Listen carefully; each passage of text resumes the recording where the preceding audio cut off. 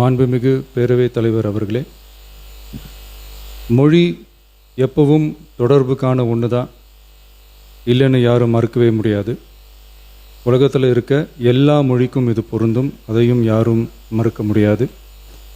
ஆனால் நம்ம தமிழ் வெறும் மொழி மட்டுமல்ல, பேசினா வர்ற ஓசை மட்டுமல்ல, திரும்பவும் சொல்கிறேன், தமிழ் ஒரு மொழி மட்டுமில்லை, அது நம்ம உயிர், அது நம்ம உணர்வு.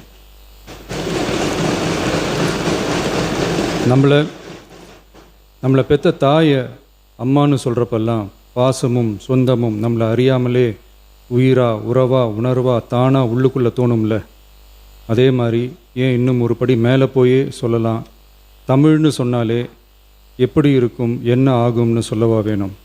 தாய் எப்படி ஒரு மிகப்பெரிய புனிதமோ அப்படிதாங்க தாய்மொழியும். அதுலேயும் நம்ம தாய்மொழி தமிழ்மொழி இப்படி சொல்கிறதே போதும், எல்லாருக்கும் நம்ம தாய்மொழி உணர்வை பற்றி புரியும்னு நினைக்கிறோம். நம்ம தாயே நமக்கு மிகப்பெரிய புனிதம்னா நம்ம எல்லாருக்குமான தமிழ் தாய் பற்றி சொல்லவா வேணும். தாயை போற்றுகிற வாழ்த்துகிற தமிழ்நாட்டு மண் தமிழ்தாய் வாழ்த்து எப்படி விட்டுரும்? விடாது, விடவும் மாட்டோம். மாண்புமிகு பேரவைத் தலைவர் அவர்களே, நம்ம தமிழ்தாய் வாழ்த்த 1891 எழுதின மனோன்மணியம் சுந்தரனார் நம்ம தமிழ் மொழியவே தமிழ் தாய்னு சொல்லி உயர்வா பாடினார். இந்திய துணை கண்டத்தை, இந்திய ஒன்றியத்தை அழகிய முகமாக சொன்ன மனோன்மணியம் சுந்தரனார் அந்த முகத்தோட நெத்தியில் வைக்கிற பொட்டு தான், திலகம் தான் தமிழ் நாடுன்னு சொன்னார். இந்தியாவோட நெற்றியில் இருக்கிற பொட்டு மாதிரி ஒரு வெற்றி பொட்டு தான் நம்ம தமிழ்நாடு. அந்த பொட்டோட நறுமணம் உலகம் பூரா பரவுற மாதிரி தமிழோட புகழும் உலகம் பூரா பரவணும்னு சொன்னார். உண்மைதானே அது? இன்னைக்கு தமிழ் பேசுகிற மக்கள் இல்லாத நாடுகளே ரொம்ப குறைவு தானே.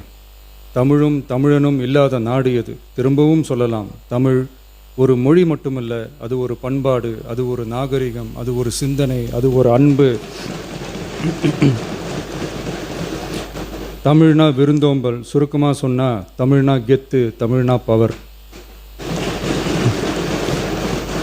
அந்த தமிழோட புகழ சொல்கிற தமிழ்தாய் வாழ்த்தில் அனைத்து உலகமும் இன்பமுறைன்னு சொல்லி உலகத்தையே நம்ம தமிழை உயர்த்தி பிடிக்குதே தவிர எந்த மொழியையும் எந்த மதத்தையும் எந்த இனத்தையும் ஏன் எந்த ஒரு தனி மனுஷனை கூட தாழ்த்தி பேசலை, யாரையும் கொஞ்சம் கூட காயப்படுத்தலை.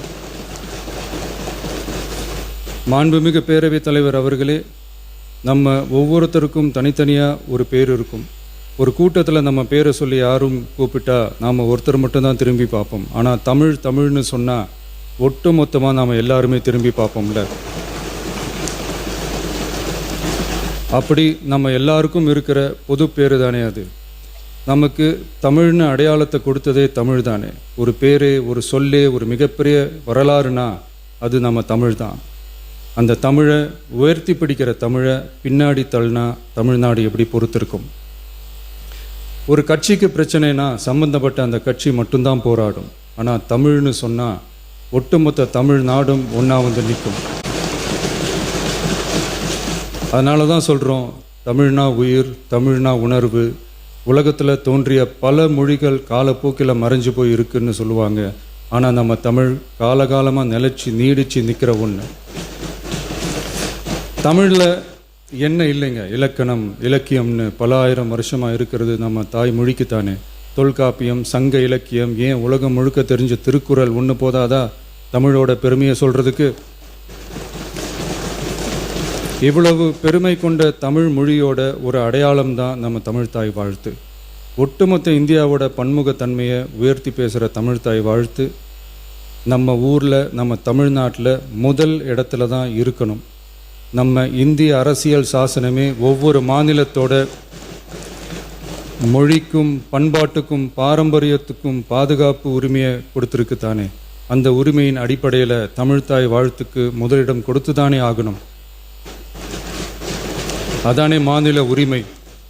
அப்படிப்பட்ட தமிழ்தாய் வாழ்த்து தான் 1970 நவம்பர் 23 முதல் அரசு விழாக்களில் முதல்ல பாடணும்னு சொல்லி ஒரு அரசாணையை போட்டு அந்த செயல்பாட்டுக்கு வந்துச்சு. அதுக்கப்புறம் 2021 டிசம்பர் 17 முதல் மாநில பாடலா அங்கீகாரம் வழங்கப்பட்டுச்சு. அனைத்து கல்வி நிறுவனங்கள், பல்கலைக்கழகங்கள், அரசு அலுவலகங்கள், பொதுத்துறை நிறுவனங்கள் உள்ளிட்ட பொது அமைப்புகளோட நிகழ்ச்சிகளில் தமிழ்தாய் வாழ்த்து கட்டாயம் பாடப்படணும்னு அரசாணையும் இருக்குது. 2026 ஜனவரி மாதம் 28 ஒன்றிய அரசோட கடிதத்தில் அரசு விழாக்களில் பின்பற்ற வேண்டிய சில நடைமுறைகள் வெளியிடப்பட்டது. அந்த ஆணையில் மாநில பாடல் பற்றி எந்த வழிமுறையும் இல்லாமல் இருந்துச்சு. நம் அரசு பொறுப்பேற்றதும் கடந்த மே மாதம் 27 மாண்புமிகு பிரதமர் அவர்களுக்கு மாநில பாடல்களுக்கு உரிய அங்கீகாரம் வேண்டும்னும், ஒன்றிய அரசு வெளியிட்ட ஆணைக்கு திருத்தம் வெளியிடணும்னும், மாநில விழாக்களில் தமிழ்தாய் வாழ்த்த முதல்ல பாடுறதுக்கான உரிய வழிமுறைகளை வகுக்க வேண்டும்னு சொல்லி கடிதம் எழுதியிருந்தோம். அதை தொடர்ந்து போன ஜூலை மாதம் 9 கடிதத்தில் மாநில பாடல் பாடப்படுவது பற்றி இருந்துச்சு. ஆனால் நம்ம தமிழ்நாட்டில் 1970களில் இருந்து தமிழ்தாய் வாழ்த்து எல்லா அரசு நிகழ்ச்சிகள்லையும் கல்வி நிறுவனங்கள்லையும் தமிழ்தாய் வாழ்த்து முதல்ல பாடுறது ஒரு மரபாகவே இருக்குது. அதுக்கான அரசாணையும் இருக்குது. மாண்புமிகு பேரவைத் தலைவர் அவர்களே, தமிழ் நமது உயிர் மூச்சு, தமிழ் மொழி நமது அடையாளம், தமிழ் பண்பாடு நமது பெருமை. அதனால் தமிழ்தாய் வாழ்த்தின் மரியாதையை பாதுகாப்பதில் தமிழக வெற்றிக் கழக அரசு ஒருபோதும் சமரசம் செய்யவே செய்யாது. தமிழ்தாய் வாழ்த்தை முதலில் பாடுவது அரசியல் அமைப்பிற்கும் இந்திய ஒற்றுமைக்கும் எதிரானதில்லை, மாறா வேற்றுமையில் ஒற்றுமைன்ற இந்தியாவோட உயர்ந்த கொள்கையை வெளிப்படுத்துறது. மேலும் தமிழ்தாய் வாழ்த்தை முதல்ல பாடணும்னு சொல்கிறது அரசியல் சம்பந்தமான விவாதமாக மாறணுங்கிற அவசியமே இல்லை. இது தமிழர்களின் பொது அடையாளம்.